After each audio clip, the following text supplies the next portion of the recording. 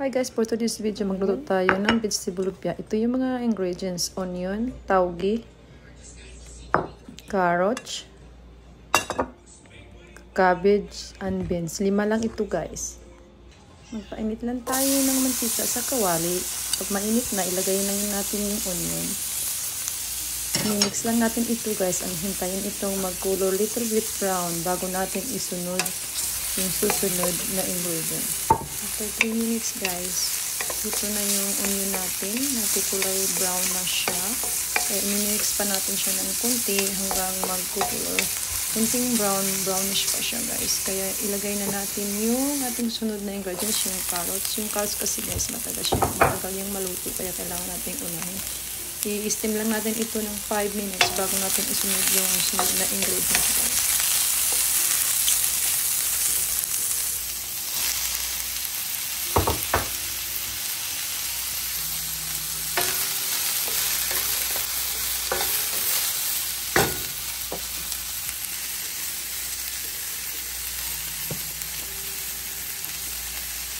Salt,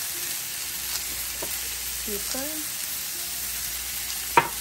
little bit of soy sauce. After 4 minutes guys, nilagay ko na yung tauge kasi yung tauge guys, madali lang ito maluto kaya hindi talaga ito kailangan ilagay na una. At huwag masyadong overcook yung tauge kasi hindi na siya masarap guys, napakapangit ng lasa nito pag ma-overcook ito. After 3 minutes guys, nilagay ko na din yung cabbage. 2 minutes lang itong steam ang cabbage guys ha, kasi mag-overcook ito at hindi na ito masarap at mapait ito pag na-overcook. After 2 minutes na pag-steam ng cabbage guys, ito na siya. Ito na yung resulta niya at ibabalot na natin ito. Bago ko pala ito binalot guys, nalagay ko muna sa strainers para yung kunting tubig niya mawala kasi masira yung wrapper natin.